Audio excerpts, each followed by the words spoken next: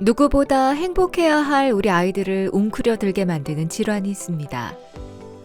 바로 아이가 이유 없이 특정한 행동이나 소리를 반복하게 되는 틱인데요. 틱은 어린이 10명 중 1명의 아이에게 나타날 만큼 흔한 증상. 하지만 무심코 넘겨선 안 되는 이유, 심한 경우 아이에게 씻을 수 없는 상처를 안겨줄 수도 있고 사라지지 않고 성인까지 이어질 수도 있기 때문입니다. 틱으로 인한 고통은 아이에게도 부모에게도 너무나 큽니다. 그 짜증이 엄청 늘어나고 학교에 아예 적응을 못하니까 자기가 계속 움직이는 게 이제 반복적인 게 있다 보니까 좀 놀림을 받는 게 많았고 아이가 얼마나 고통스러울까 하면서 이제 엄마로서 너무 힘들더라고요. 틱은 특정한 소리를 계속 내는 음성 틱과 신체 일부분을 반복적으로 움직이는 근육 틱이 있는데요.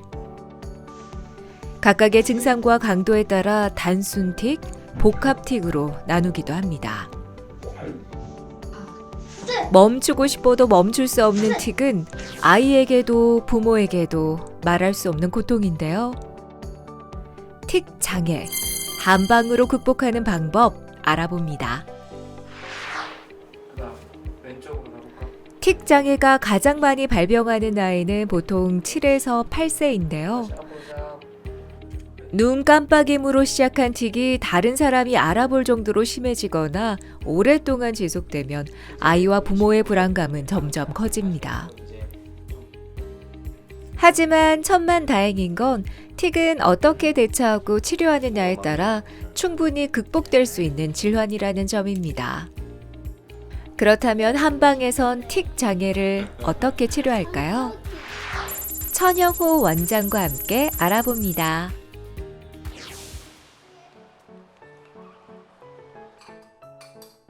여느 가정과 다를 바 없는 아침 등교 시간입니다.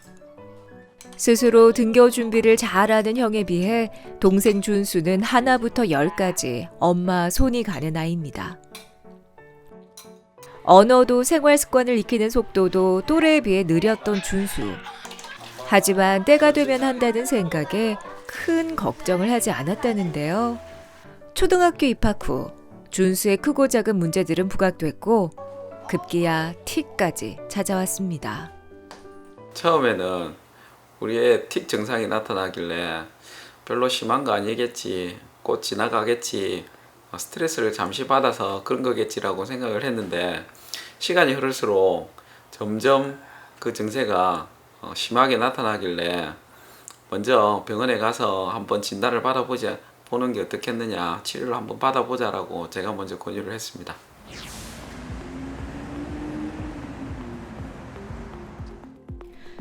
학교 적응이 어려운 준수는 새 학기마다 틱을 한다는데요.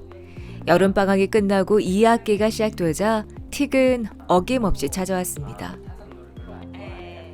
이번엔 킁킁거리는 음성 틱을 하기 시작했는데요. 새 학기만 되면 새로운 틱이 나타나고 그 횟수도 점차 늘어나자 준수 엄마는 본격적인 치료를 결심했습니다.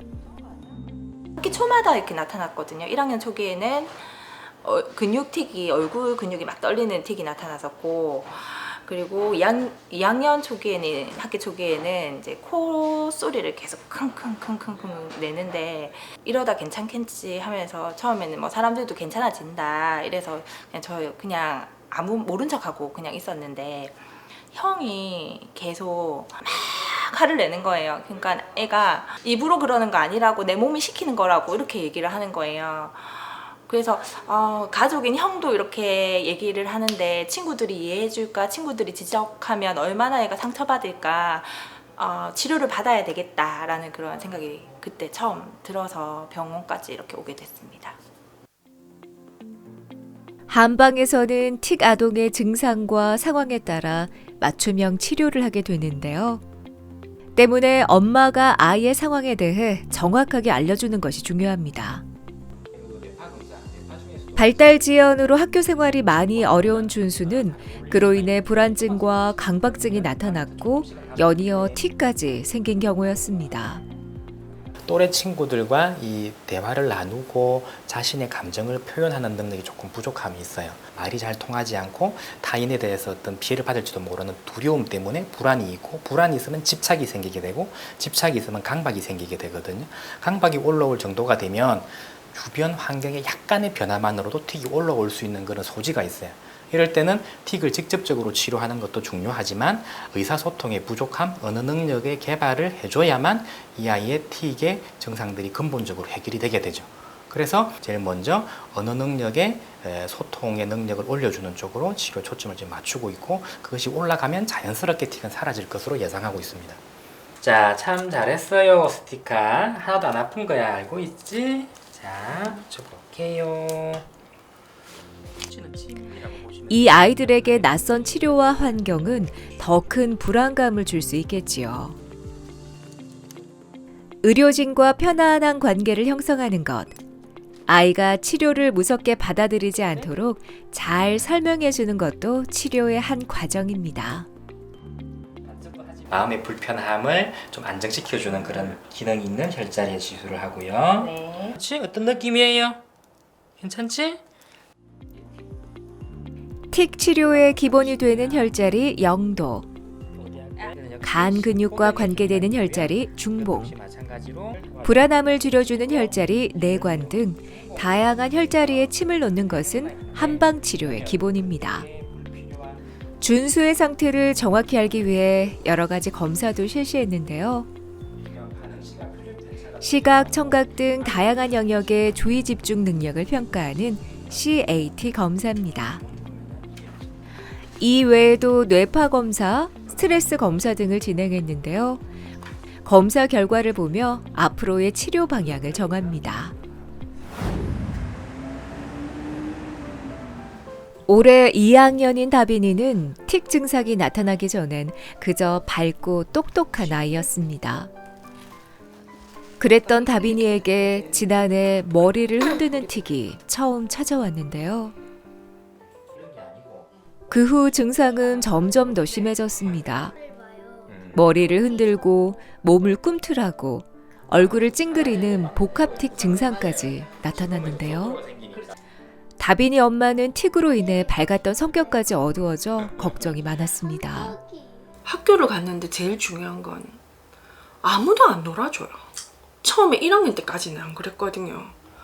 무슨 바이러스 병 있는 애처럼 막 이상한 눈으로 쳐다보고, 또 좀 이상한 게 지나가다가 뭐든지 있으면 사달라 그래요. 안 사주면 안 떠나요. 땡깡을 부리고 울고 보채고, 그 짜증이 엄청 늘어나고. 네, 그러니까 학교를 가야 하는 아이가 학교에 아예 적응을 못하니까, 그리고 아시잖아요, 왕따라는 게 막 공공연하게 다 이루어지니까, 그게 가장 힘들어요. 엄마들 사이에서도 좀 미안하고 담임쌤한테도 미안하고. 응? 뭐가 망해? 영어 숙제 안 했다. 아, 영어 숙제를 안 했어요? 집에 가서 그래. 엄마 오늘 피곤해서 못하겠어요. 자한 척하는 거 이렇게. 본격적인 치료를 시작한 지 9개월. 이제 의사 선생님과 친구처럼 이야기할 만큼 친해졌습니다.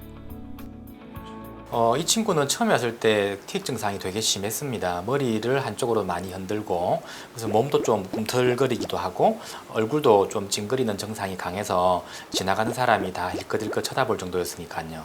지금 상태는 거의 틱 증상은 사라진 지가 오래되었습니다. 틱 증상은 사라진 지가 오래되었는데, 아이가 원래부터 갖고 있었던 그 불안한 정서를 치료하고 있는 중이죠. 불안한 것도 지금은 거의 다 좋아져서 일상생활에 엄마한테 뭐 집착하거나 짜증 부리거나 뭐 배 아프거나 이런 증상은 다 사라졌는데, 아직도 시험을 친다든지 뭐 태권도 승단 심사 이런 거는 조금 부담스러워하는 면은 보입니다만은 그거는 이 나이 또래의 정상적인 불안 정도이기 때문에 크게 문제될 정도는 아닙니다. 오늘 다빈이가 받는 치료는 비정상적으로 흥분된 뇌를 안정시켜주는 두뇌 훈련 프로그램인데요. 갑자기 나타난 틱으로 인해 긴장감이 올라가고 잠도 잘 자지 못했던 다빈이에게 꼭 필요한 치료입니다. 자신의 마음 상태를 화면으로 보여주고 귀로 들려줌으로써 스스로 마음을 다스릴 수 있게 도와주고 있습니다. 이 치료는 밸런싱 트레이닝인데요. 우리 뇌에서 평형 감각을 담당하는 기관이죠. 소뇌의 기능을 향상시키는 치료입니다. 9개월 동안 꾸준히 치료를 받은 다빈이는 지금 증상이 눈에 띄게 호전돼 곧 마지막 치료를 앞두고 있습니다. 틱 증상이 사라지면서 달라진 아이의 모습이 엄마는 너무 좋습니다. 그 치료 딱 받고 나서부터는 조금 그 짜증의 횟수가 확 줄었어요. 화가 나거나 자기 마음에 안 들면 그 자리에서 이렇게 우리 그 부부가 어떻게 할 수가 없는 상황이었는데 지금은 그 땡깡이라고 하나요? 그게 거의 많이 없어지고 아빠하고도 농담 따먹기 하고 아빠 친구한테 하는 것처럼 반말도 하고 아빠 그거 다 받아주시고 그러니까 아빠가 무서운 사람이 아니다라는 거 그것도 조금 알게 되고 그래서 상당히 많이 호전됐어요. 그런 치료까지 같이 병행이 되어서 생활적인 부분도 조금 많이 안정이 됐다고 봐야 되죠. 틱 장애는 여자아이보다는 남자아이들한테 훨씬 더 많이 발생하는 경향이 있습니다. 10명 중에 틱 장애 아동 중에서 8, 9명이 남자아이고 한두 명만 여자아이일 정도죠. 주로 여자아이의 틱보다는 남자아이의 틱이 치료도 조금 더 용이하고 예후도 조금 더 좋은 편입니다. 한의원 한쪽에 있는 탕전실에는 다양한 약재가 마련되어 있는데요. 한약은 틱 증상의 치료뿐 아니라 아이의 몸과 정신의 건강도 회복할 수 있도록 처방하는 것이 특징입니다. 치료를 위해 주로 사용하는 약재로는 가슴이나 머리에 막힌 기운을 뚫어주는 진피, 감정의 흥분을 가라앉힌다는 시호, 불안함을 다스려주는 연자육, 머리에 열을 내려주는 박하, 면역력 강화를 돕는 상황이 있습니다. 틱 증상에 사용되는 처방은 틱의 원인이 되는 뇌 흥분성을 줄여주고 틱 증상을 감소시키기 위한 목적으로 처방이 되는데요. 틱을 앓고 있는 그 기간이라든지 틱의 근육틱이냐 음성틱이냐 그리고 틱을 앓고 있는 아이들의 동반되는 질환 즉 불안장애가 있다든지 ADHD가 있다든지 기타 강박장애 있다든지 그런 동반되는 질환에 따라서 각각 적합한 약제를 선택해서 처방하고 있습니다. 틱은 ADHD, 즉 주의력 결핍 과잉 행동 장애와도 깊은 관계가 있습니다. ADHD 진단을 받은 후 틱 증상이 연이어 찾아오면 아이와 부모의 고통은 배가 되는데요. 초등학교 4학년 승훈이가 바로 그런 경우였습니다. 승훈이는 캑캑거리는 음성틱과 고개를 끄덕이는 근육틱을 동시에 했는데요. 안 그래도 ADHD로 인해 학교 생활이 어려운 아이가 틱까지 하니 그 모습을 지켜보는 것이 안쓰러웠습니다. 아이가 이제 수업에 집중을 하지를 못하고 수업 시간에 돌아다니기까지도 하고 뭐 이제 친구들하고 티격태격 싸우는 일이 좀 많다고 하시더라고요. 이제 친구들 관계에서 이제 문제가 좀 생기면서 병원을 한번 찾아보는 게 어떻겠냐 하셔서 이제 정신과를 가서 이제 검사를 해봤더니 그때 이제 ADHD라고 얘기를 하시더라고요. ADHD만 알고 있었을 때는 애가 그냥 뭐 이렇게 좀 주변이 많이 어수선하고 그냥 그 정도였는데 틱은 이제 아무래도 소리적인 거가 이제 교실에서 특히나 이제 수업 시간에 이렇게 이제 방해가 많이 된다는 것도 있었고 친구들이 주변에서 이제 좀 놀림을 받는 게 많았고 자기가 이때 상처를 좀 많이 받았죠. 승훈이는 틱과 ADHD를 모두 치료하는 것을 목표로 두고 치료를 시작했는데요. 이 프로그램은 ADHD, 즉 주의력 결핍 과잉 행동 장애를 동시에 앓는 아동에게 효과적인 두뇌 훈련 프로그램입니다. 저기 보이는 저 차가 이제 잘 가야 이제 학습이나 이런데 우리한테 그 실제 그 치료에 필요한 뇌파가 잘 나오는 거죠. 그래서 그거를 화면상으로 이제 구현을 해주니까 친구들이 어떻게 해야 이럴 때는 어떻게 해야 뇌파가 나온다 본인이 느끼게 되고 그래서 조절할 수 있는 능력을 갖추게 되는 거죠. 잘 봐요. ADHD 아동은 틱은 물론 학습도 어려운 경우가 많은데요. 이 훈련을 반복하면 뇌가 학습을 잘 할 수 있도록 훈련돼 학습 능력 향상에도 도움이 됩니다. 소근육 발달을 돕는 감각 훈련도 합니다. 이 훈련은 감각 훈련인데요. 주로 틱장애 치료 목적으로 사용하는 것이 아니고 주로 그 ADHD 친구들에게 사용하는 훈련입니다. 틱 증상이 해결되고 난 다음에 ADHD 증상을 같이 해결해 주어야만 틱의 재발을 막을 수가 있기 때문에 이 훈련을 하는 것입니다. 승훈이는 1년 동안 지속적으로 다양한 두뇌 훈련을 받았는데요. 그 결과 틱은 물론 ADHD까지 호전돼 오늘이 마지막 치료 날입니다. 틱이 완치된 승훈이. 하지만 승훈이 엄마는 마음을 놓을 수 없습니다. 재발의 두려움 때문입니다. 틱 장애를 적절한 방법으로 충분히 치료해서 그 증상이 사라졌다면 실제로 재발하는 경우는 그렇게 흔하지는 않습니다. 하지만 틱이 다 나았다고 해서 아무렇게나 생활해도 된다는 것은 아니죠. 보통 틱이 있었던 친구들은 틱의 소인은 가지고 있는 경우이므로 아무래도 늦게 잔다든지 그런 전자기기의 잦은 사용은 재발의 확률을 높일 수 있기 때문에 그런 것은 좀 삼가하는 것이 좋겠습니다.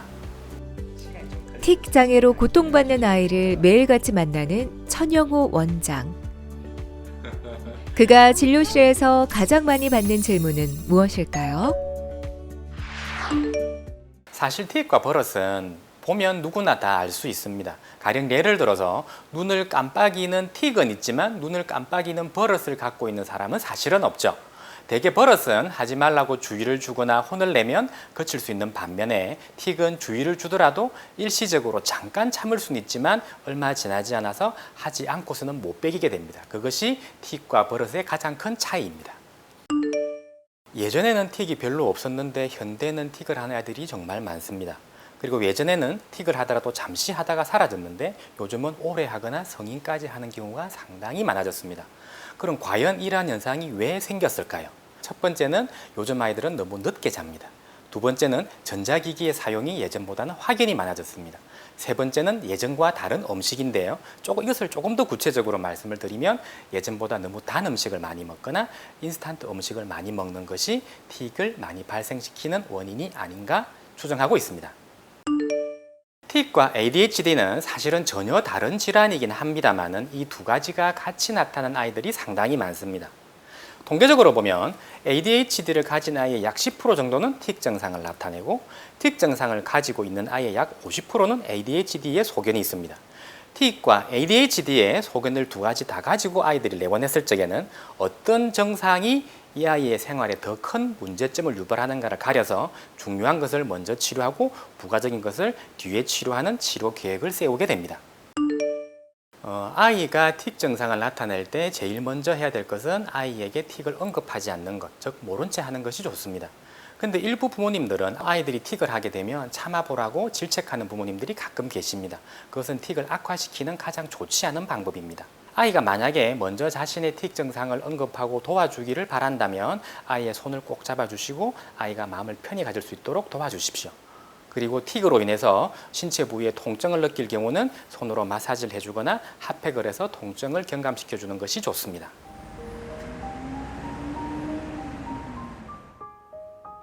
틱 증상은 파도가 밀려오듯 갑자기 증상이 심해지다 또 잠잠해지기도 하는 등 증상의 정도가 시시각각 달라지는 경우가 많은데요.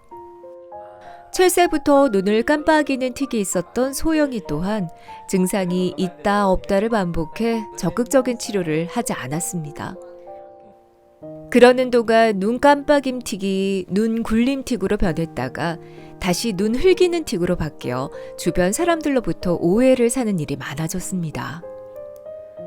처음에는 이제 또 교우 관계도 좋고 선생님들하고도 이제 칭찬도 항상 받던 아이였는데 이게 조금씩 이제 증상이 심각해지면서 이렇게 흘겨뜨게 되면 남들이 볼 때도 왜 쟤는 나를 째려보지?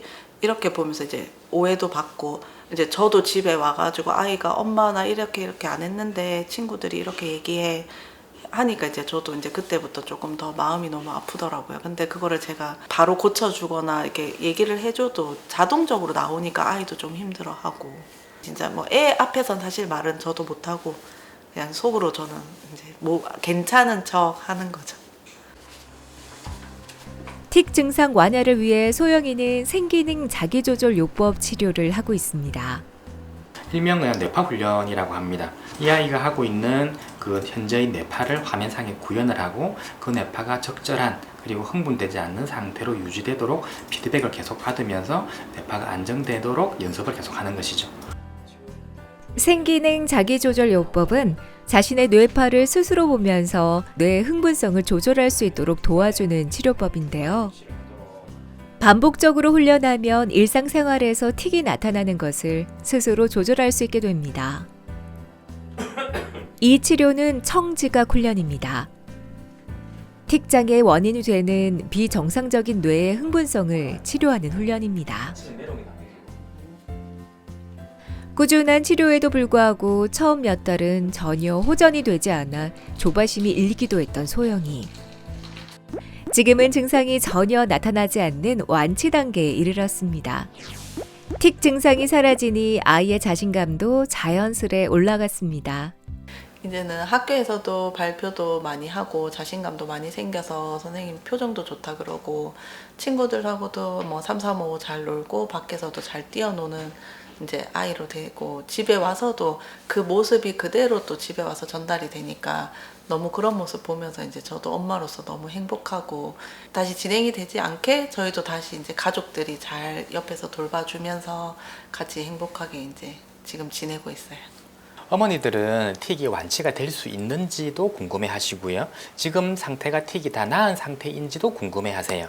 틱은 완치될 수 있습니다. 완치되었는지 아닌지를 판단하는 기준은 틱이 사라졌다고 하더라도 최소한 1, 2개월 정도는 유지가 되어야 됩니다.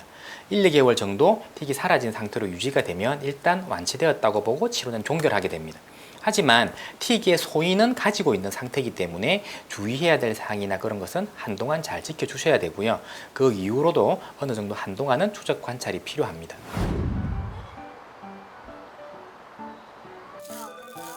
본격적인 진료를 시작한 지 한 달 후 준수의 집을 다시 찾았습니다.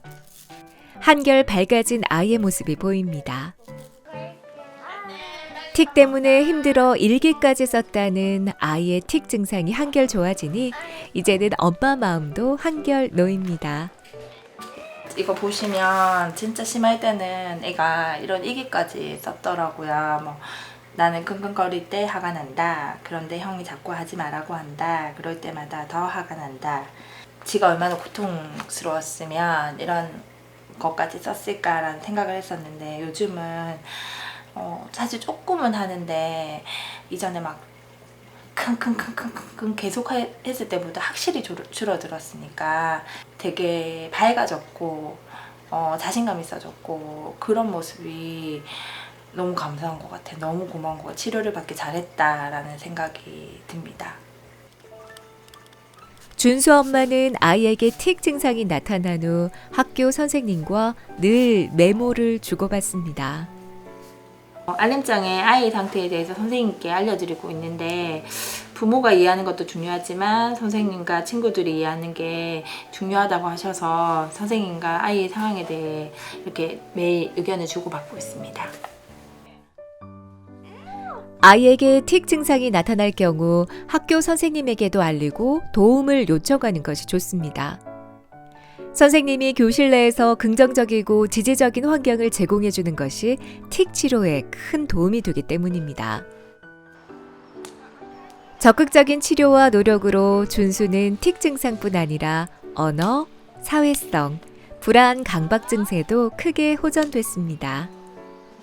아이가 틱 증상을 보이면 부모가 애를 잘못 키워서 그렇다고 자책하면서 많이 괴로워들 하십니다. 하지만 틱 장애는 부모가 양육을 잘못했거나 버릇이 없거나 혹은 스트레스를 받아서 생기는 질환이 아닌 뇌의 비정상적인 과잉 흥분으로 나타나는 뇌 질환일 뿐입니다. 틱 장애는 치료를 잘 받으면 충분히 완치가 될 수 있는 질환입니다. 그러므로 아이가 틱 증상을 보이면 사랑으로 보살피되 그래도 증상이 사라지지 않으면 전문가를 찾아 적절한 치료를 받으시기 바랍니다. 틱은 아이의 잘못으로 생기는 병도 부모의 잘못으로 생기는 병도 아닙니다. 멈추고 싶어도 멈출 수 없는 틱으로 내 아이가 고통받고 있다면 죄책감과 불안한 마음을 갖기보다는 적절한 치료 방법을 찾는 노력이 무엇보다 필요합니다.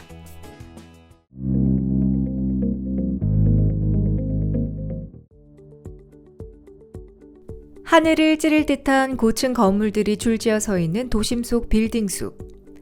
오늘도 그 사이로 차들이 지나가고 수많은 사람들이 제각기 바쁜 발걸음을 옮깁니다. 흔히 척추는 건물의 기둥에 비유되는데요. 만약 건물의 중심인 기둥이 흔들린다면 그 건물은 어떻게 될까요? 아마도 조금씩 균열이 가기 시작하면서 결국엔 무너지고 말 겁니다. 건물의 기둥이 바로 서야 안전을 보장받을 수 있는 것처럼 우리 몸 역시 주춧돌인 척추가 바로 서야 건강도 바로 설 수 있겠죠. 그러나 노화에 따른 퇴행성 변화와 스마트폰 등 디지털 기기 사용이 하나의 생활 습관으로 자리 잡으면서 척추 건강을 지키는 일이 점점 더 어려워지고 있습니다.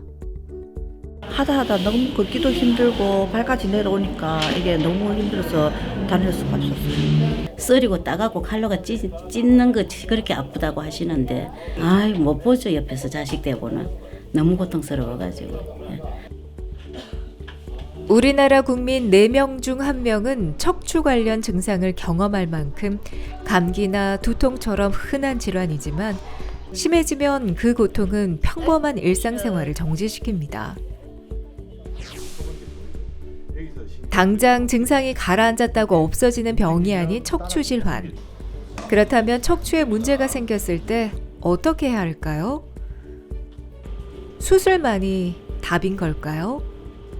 우리 몸을 서고 걷고 달리게 하는 몸의 기둥.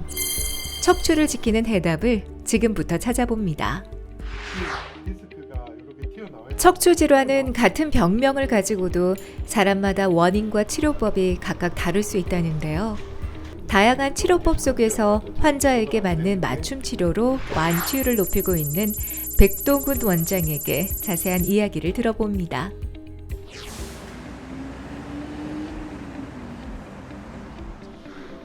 해마다 척추 질환으로 병원을 찾는 환자들이 늘어나고 있습니다.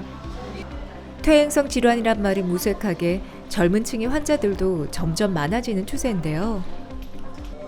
대부분 살면서 한 번쯤 경험하는 통증이다 보니 시간이 지나면 낫겠지 하는 생각으로 방치하다가 결국 극심한 통증을 느낀 뒤에야 병원을 찾는 경우가 다반사입니다. 마치 벽돌을 S자 형태로 쌓아 올린 듯한 척추는 7개의 목뼈, 12개의 등뼈, 5개의 허리뼈로 이루어져 있는데요. 위로는 머리를 받치고 아래로는 골반과 함께 몸의 중심축을 이루며 두 팔과 각종 장기를 매달고 서 있습니다. 척추가 그 무게를 감당할 수 있는 건 인대와 근육이 함께 잡아주기 때문인데요. 하지만 노화와 잘못된 자세로 인해 척추를 지지하고 있는 인대와 근육의 힘이 약해지면서 문제가 생기게 됩니다. 올해 74세인 이계순 씨 역시 60대에 접어들면서부터 목부터 허리까지 통증이 시작됐다고 하는데요. 검사 결과를 듣기 위해 진료실을 찾았습니다. 과연 그녀의 척추엔 어떤 문제가 있는 걸까요? 허리 척추 위에 그거가 제일 아프고 이 목이 또 좀 아프고 걸을 때 많이 아프십니까?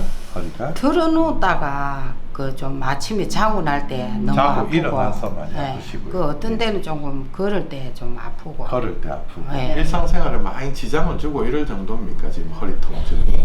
그래 그렇게까지는 뭐 주는 거 아닌데 조금 하여도 많이 좀 아파요. 아파요. 예. 사이에 연골 속부인 디스크가 있고 신경이 검사 결과 이계순 씨는 4번과 5번 허리뼈 사이에 신경이 눌리는 협착증 증세에 경미한 디스크까지 동반된 상태입니다. 보통 허리 디스크와 척추관 협착증을 같은 질환으로 알고 있는 경우가 많은데요. 허리 디스크는 뼈와 뼈 사이에서 완충 역할을 해주는 디스크가 돌출되면서 신경을 누르는 질환이고, 척추관 협착증은 신경이 지나가는 척추관이 좁아져 통증을 유발하는 질환인데요.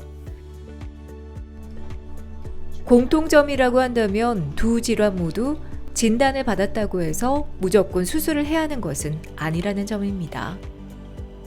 디스크 탈출증의 경우에는 젊은 환자분들이, 척추관 협착증의 경우에는 조금 더 나이 드신 분들의 경우에 많이 오게 되는데요. 허리에서 엉덩이, 다리로 가는 신경이 나오는데 튀어나온 디스크가 누르는 것이 디스크 탈출증이고, 대행성으로 두꺼워진 인대가 신경을 누르는 것이 척추관 협착증이기 때문에 둘 다 허리 통증과 동반된 다리 저림, 다리 통증을 호소하게 됩니다.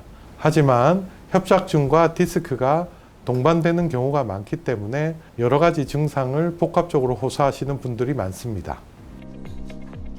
심각한 마비 증상이 없고 보행하는데도 큰 어려움이 없는 이계순 씨는 수술보다 비수술 치료 중에 하나인 주사 치료를 먼저 받기로 했습니다. 영상 장치를 통해 실시간으로 통증을 일으키는 원인 신경을 찾아내고 국소 마취제와 염증을 가라앉히는 소염제를 주입하는데요. 이건 신경주사고요. 예. 2, 3일 정도는 뻐근할 수 있으시고 그 후에는 허리 아픈 게 좀 좋아지실 겁니다. 예. 주사 치료는 신경주사, 근육주사, 초음파 주사 등 아주 다양하게 있습니다. 환자분 상태에 따라서 적절한 치료를 하게 되는데요. 주사를 너무 자주 맞는 것은 좋지 않고, 주사를 맞는다고 해서 병 자체가 없어지는 것은 아니기 때문에 물리치료나 운동치료를 병행하는 것이 좋습니다. 주사 치료와 함께 대표적인 비수술적 치료 방법 중에 하나인 재활운동 치료. 그 중에서도 요즘 도수 치료로 통증 완화에 효과를 보는 환자들이 늘고 있습니다. 도수 치료는 전문 치료사가 직접 손을 이용해 환자의 뼈, 관절, 근육 등의 균형을 바로잡아 통증을 완화시키는 치료법인데요. 20년째 허리와 엉덩이 통증을 겪고 있는 이영득 씨도 최근 도수 치료를 시작했습니다.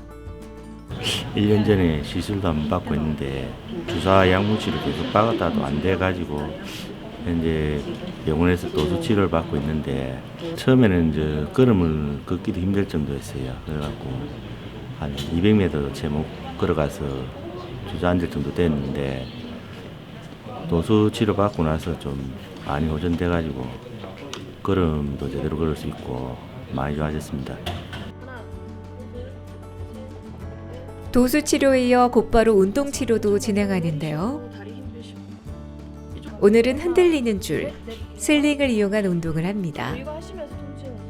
슬링 운동은 치료사의 1:1 지도 아래 환자 스스로가 능동적인 운동을 하며 몸의 균형을 바로잡는 치료법인데요. 심부 근육을 강화시키는 데 도움이 된답니다. 하지만 가장 좋은 치료는 예방이라고 하죠. 일상생활 속에서 쉽게 따라하며 척추를 강화시킬 수 있는 운동에는 어떤 것들이 있을까요? 허리가 많이 불편하신 분들 같은 경우에는 엉덩이 근육, 그리고 고관절, 그리고 골반의 움직임들이 많이 제한되어 있거나 뻣뻣하십니다. 그래서 엉덩이 근육을 스트레칭을 해주는 운동이 많이 도움이 되시고요. 그리고 골반의 움직임이 많이 뻣뻣하시기 때문에 골반의 움직임을 많이 만들어 주시는 것도 굉장히 중요합니다. 그리고 앞쪽에 있는 장요근 스트레칭을 통해서 고관절 움직임도 많이 향상시킬 수가 있습니다. 그렇다면 주사치료나 운동치료와 같은 보존적 치료에도 증상에 차도가 없는 환자들은 어떤 선택을 해야 할까요? 진료를 기다리는 중에도 허리 통증에 고통스러워하는 임성섭 씨. 허리가 통증이 너무 심하고 운전할 때든지 집에 잠잘 때든지 일어나고 누울 때 모든 일상생활에서 너무 불편했습니다. 그리고 동네 이원도 가보고 해도 거의 차도도 없고 계속 아파서 이 병원에 오게 되었습니다. 네, 들어앉으시고요. 네. 수술할 정도는 아니지만 환자분이 이제 다리 통증보다는 요통을 이제 많이 호소하실 때는 이 디스크 자체가 이제 변성이 왔기 때문에 그런 경우에는 저희가 이렇게 시술을 하나 해드립니다. 임성섭 씨처럼 보존적 치료를 하며 자연스러운 회복을 기다리기엔 통증을 참을 수 없는 환자들은 시술을 선택하게 되는데요. 3개월 이상 비수술적인 치료를 충분히 하였음에도 불구하고 허리 통증이 심해서 힘들어 하시는 환자분으로 그림에서 보다시피 디스크 탈출증이 그렇게 심하지는 않습니다. 따라서 고주파 열치료술이라는 시술을 시행할 예정입니다. 당일 시술을 받게 된 임성섭 씨. 고주파 열 치료술은 절개를 하지 않기 때문에 짧은 시술 시간과 부분 마취만으로도 치료가 가능합니다.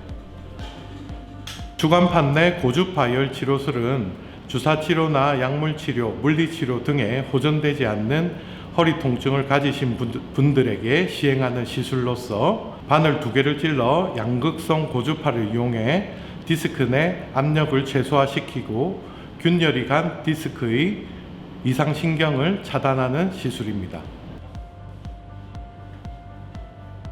1mm 정도의 가느다란 바늘에서 약 80도씨의 고주파열이 발산돼 손상된 디스크 신경을 차단하고 압력을 낮추는데요. 통증의 원인이 되는 디스크의 돌출을 근본적으로 치료해 수술과 거의 동일한 효과를 냅니다. 당일 퇴원도 가능할 정도로 회복이 빠르다는 장점도 있는데요. 시술을 마친 임성섭 씨를 다시 만났습니다.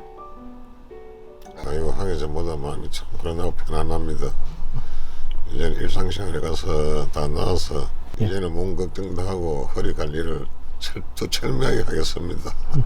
그리고 사회생활도 모든 면에서 몸을 많이 아끼고 열심히 살겠습니다. 고맙습니다. 비수술적 치료 방법이 날로 다양해지면서 척추질환 수술률이 10% 미만으로 점점 낮아지고 있습니다. 하지만 여전히 수술이 불가피한 경우들도 많은데요. 김주용 씨 역시 그중 한 명입니다. 다리가 저리는 방사통으로 제대로 걷기조차 힘들다는 그는 오늘 디스크 절제술을 받기로 했습니다. 예, 한두 달 전부터 허리가 조금씩 아파왔는데 한 2주 전부터는 너무 아파가지고 걷기도 힘들 정도로 다리가 많이 저렸어요. 다리도 많이 저리고 허리가 너무 아파가지고 이래가지고 지금 병원에 와가지고 지금 검사를 하고 있습니다. 돌출된 추간판이 신경을 누르고 있는 상황. 입원실에 머물며 사전검사로 현재 건강 상태를 체크한 후 드디어 수술실로 향합니다. 디스크는 외부를 감싸고 있는 단단한 섬유태와 부드러운 내부의 수액으로 구성되어 있습니다. 섬유태가 찢어지면 통증을 유발시키는 물질이 나와 요통이 발생하게 되고 좀 더 진행해서 내부에 있는 수액이 탈출되면 신경근을 눌러서 심하면 운동신경이나 감각신경이 마비됩니다. 환자분은 이제 디스크가 튀어나와서 신경을 눌러서 좌측 다리 통증을 심하게 호소하는 분입니다. 이 환자들 같은 경우에는 대부분 물리치료, 약물치료, 주사치료를 시행을 먼저 하게 되고요. 그럼에도 불구하고 환자가 잠을 못 잘 정도의 통증을 호소하기 때문에 내시경을 이용해 디스크만을 제거하는 수술을 시행할 것입니다. 수술이 시작됐습니다. 인체에 무해한 염색약을 주입해 제거할 디스크를 먼저 확인합니다. 척추 내시경 제고술은 1cm 미만의 구멍을 통해 내시경으로 신경을 압박하는 디스크를 제거하고 공간을 넓혀줍니다. 최소 절개로 정상적인 디스크나 주변 조직에 손상이 가지 않습니다. 여기 구멍이 이제 디스크가 터져 나온 구멍입니다. 쑥 들어가는 데 있죠. 터져 나온 디스크, 원래 디스크 구멍이고요. 수액 조직은 그대로 둔 채 문제가 되는 디스크 파편 조각만을 제거합니다. 시간은 30분에서 1시간 정도 소요가 되는데요. 디스크가 충분히 제거되어 신경이 눌리지 않는지 확인한 후 수술을 마무리하게 됩니다. 환자분은 내시경을 이용해서 뼈나 인대에 손상 없이 디스크만 잘 절제를 하였습니다. 환자분이 퇴행성 디스크로 인해서 디스크가 조각이 여러 조각이 나 있었는데요. 정리를 잘 해드렸고 내일부터 뭐 정상적인 활동은 어렵지만 디스크 구멍이 아물 때까지는 정상적인 활동은 조금 어려우시겠지만 일상적인 활동은 가능하십니다. 허리 디스크는 관리에 소홀하면 재발하기 쉽기에 앞으로의 주의사항에 대해 일러주는데요. 당분간 무리가 가는 행동은 피하고 바른 자세와 운동으로 허리 근육을 강화시키는 노력이 필요합니다. 어머, 어디가 제일 불편하세요? 10년 전부터 척추 통증에 시달려왔다는 조영숙 씨.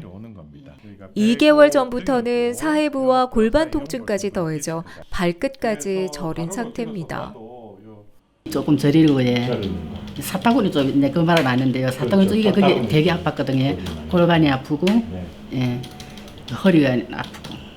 네 이제 주사, 주사는 이제 이리 맞고 쭉 하다가 이제 이 주사가 또 아니더라고요. 너무 심해갖고 그래갖고 이제 큰 병으로 왔거든요. 조영숙 씨의 정확한 병명은 척추관 협착증. 허리 디스크와 함께 대표적인 척추 질환으로 꼽히는 척추관 협착증은 50, 60대 이상의 환자가 압도적으로 많습니다. 바로 노화가 주된 원인이기 때문인데요. 척추 모형을 보시면 여기가 배고 여기가 등입니다. 뼈 사이에 용골 성분인 디스크가 이렇게 들어있고요. 허리에서 엉덩이 다리로 가는 신경이 나오게 되는데 그 신경이 이 노란 색깔입니다. 이 노란 색깔은 이렇게 뒤쪽으로 쭉 타고 내려가게 되는데요. 이 신경이 지나가는 길이 척추관입니다. 이 척추관이 퇴행성으로 인해 두꺼워진 뼈나 인대로 인해 이 신경이 지나가는 길이 좁아지는 병이 척추관 협착증입니다. 척추관 협착증으로 보행장애를 겪고 있는 조영숙 씨의 경우 수술이 결정됐습니다. 양방향 내시경을 통해 좁아진 척추관을 넓혀줌으로써 오랫동안 압박된 신경을 풀어줄 예정입니다. 양방향 척추 내시경 수술은 기존의 절개를 하던 방법과 달리 한쪽은 내시경, 한쪽은 수술 기구를 넣음으로 인해서 뼈와 인대까지 제거를 할 수 있으므로 디스크 탈출증과 동반된 척추관 협착증까지 해결할 수 있는 수술법입니다. 이 수술법은 수술 시간도 짧고 감염률도 떨어지며 수술 합병증의 위험도 적으며 일상생활로의 복귀도 빠른 장점이 있습니다. 시야가 좁아 치료 가능한 질환이 다소 제한적이었던 단방향 내시경 수술의 한계를 보완한 것이 양방향 척추 내시경 수술법인데요. 말랑말랑한 젤리 같은 디스크 물질과 달리 뼈나 관절 같은 딱딱한 조직에 눌려있던 신경을 내시경 기구로 풀어줍니다. 이 화면을 보시면 눌려져 있던 신경을 풀고 하고 신경이 이렇게 눌려져 있던 걸 제거하고 나서 신경이 이렇게 편안하게 있는 게 보입니다. 수술 몇 시간 후면 보행이 가능할 만큼 부담이 적은 내시경 수술. 때문에 고령이거나 고혈압, 당뇨병 같은 만성 질환을 앓고 있는 환자에게 적합한데요. 3번, 4번, 5번 협착증에 대해서 신경 강압압술을 시행하였고 특별한 문제가 없는 이상 내일부터 걸으실 수 있고 회복은 한 일주일 정도 입원하신 후에 그다음에 퇴원하여서 일상생활 가능할 것으로 예상됩니다. 척추 질환은 가장 흔한 질병인 동시에 가장 혼란스러운 질병이기도 합니다. 너무 많은 정보가 오히려 독이 될 때가 많은데요. 일부 환자들의 경우 무분별한 민간요법이나 시술에 의존해 더 큰 피해를 겪기도 합니다. 그래서 준비했습니다. 척추 질환에 관한 사소한 오해와 궁금증들을 알아보는 시간. 백동훈 원장을 통해 직접 들어봅니다. 제 외래로 오시는 환자분들 중에 제가 4번, 5번 디스크가 있습니다 하고 오시는 분들이 많습니다. 그래서 제가 환자분 그래 어디가 아프시나요? 라고 물어보면 환자분은 증상이 없다고 하십니다. 하지만 본인이 디스크가 있는 것에 대해서 이제 걱정을 하시는 겁니다. 증상이 없는 디스크는 치료할 필요가 없습니다. 좋아하시는 운동하고 일상생활을 잘 하시면 됩니다. 허리 통증을 가지고 계신 분들이 아주 많은데요. 병원을 꼭 와야 되는 경우가 있습니다. 일주일 정도 이상 지속되거나 더 심해지는 허리 통증이 있는 경우, 그리고 특히 엉덩이나 허벅지, 종아리까지 다리 저림이나 당김이 지속되는 경우, 그런 경우에는 병원에 빨리 오셔서 검사를 꼭 받아보셔야 됩니다. 척추 질환은 대부분 퇴행성 질환이지만 디스크도 용골이기 때문에 용골이 빨리 닳는 유전자를 가진 분들이 많습니다. 제 경험상 아버지나 어머니가 척추 질환을 가지고 있는 경우에 그 자녀들도 척추 질환을 가지고 있는 경우가 많습니다. 대부분 환경적인 요인이 많지만 유전적인 요인도 있다고 생각을 합니다. 디스크 탈출증이나 척추관 협착증 같은 만성적인 허리 통증 환자에게는 근육을 이완시켜주는 온찜질이 좋습니다. 하지만 허리를 부딪히거나 다쳤을 경우에는 출혈이 있을 수 있기 때문에 근육을 수축시켜주는 냉찜질이 더 좋습니다. 허리가 아프실 때 허리 보조기를 착용하시는 분들이 많은데요.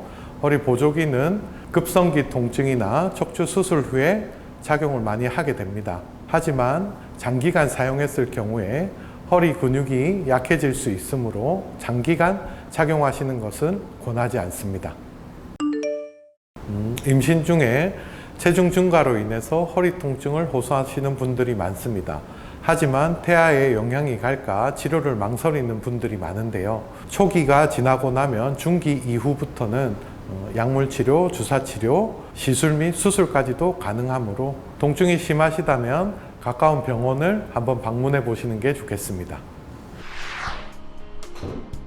부산의 한 골프 연습장. 골프 연습에 한창인 유승음 씨를 만났습니다. 노년을 바라보는 나이지만 멋진 스윙 실력을 뽐내는데요. 하지만 불과 4개월 전만 하더라도 취미를 즐기는 지금의 모습은 상상도 할 수 없었답니다. 허리가 너무나 아파가지고 허리에 뭐 걷지도 못하고 한 20m 정도 걸어가면은 또 쪼글뜨려 앉아야 되고 앉아가지고 또 한 30초 정도 지나면은 뭐 또 걸을 수가 있고 이런 생활을 해왔지 말을 할 수가 없어. 너무나 힘들었기 때문에 뭐 내가 수술을 했는데 지금은 너무나 좋다고 항상 웃고 어디든지 말할 수 있고 자랑하고 싶고.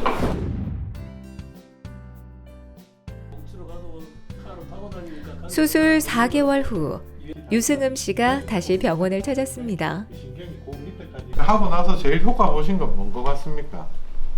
걸을 수 있는 거. 걸을 수 있는 거.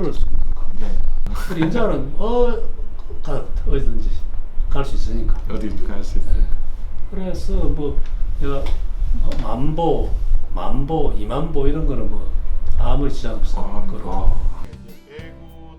요추 협착과 더불어 척추가 앞쪽으로 밀려나서 신경을 누르는 전형적인 퇴행성 척추 질환을 가지고 있었던 유승음 씨. 다행히 예후가 좋은데요. 하지만 척추 질환은 수술 후에도 다양한 원인으로 재발하는 경우가 있어 앞으로도 꾸준한 관리가 뒷받침되어야 합니다. 걷는 거는 상관이 없으시고요. 쪼그려 앉아서 일을 하신다거나 아니면 무거운 물건을 많이 든다거나 그런 거는 이제 조금 조심하셔야 돼요. 그런 건 없어. 네, 그 조깅을 계속 오래 한다든가 이런 거는 제가 조금 하지 말라고 부탁하고 걷는 거는 아무 상관이 없으십니다. 그 정도만 조심해 주시면 크게 뭐 일상생활 하는데 뭐 지장 없이 어디든지 갈 수 있고 걸을 수 있으니까 좋은 거라. 우리 또 선생님이 얘기하는 거는 내가 살아야 되니까 쏙 끼어 들어온다고. 다른 사람이 얘기가 잘 뭐 안 들어와. 딱 들어오기 때문에 그거는 내가 합니다. 항상 내가 걷고 만보는 잘 걷고 잘 먹고 마음 편하게 스트레스 안 받고 거리 남은 여생을 보낼 거를 계산을 하고 있습니다. 그리 살 깁니다. 내가. 늘어가는 수명. 우리가 척추를 평생 관리해야 하는 이유입니다. 기둥이 튼튼하지 못한 건물이 안전을 보장받을 수 없는 것처럼 우리의 몸도 척추가 바로 서지 못하면 행복한 삶을 보장받을 수 없겠죠. 내 몸에 맞는 척추 치료법을 찾아 튼튼한 척추로 든든한 인생을 이어갈 때입니다. 디스크 탈출증이나 척추관 협착증은 무조건 수술하는 병은 아닙니다. 주사치료, 약물치료, 물리치료 등 비수술적 치료에도 다리 통증이 지속되거나 통증이 조절 안 되는 경우에 그런 경우에 수술을 하는 병입니다. 허리 통증에 동반되는 다리 저림, 당김이 있다면 병원을 방문하셔서 정확한 진단을 받아보는 것을 권유드립니다.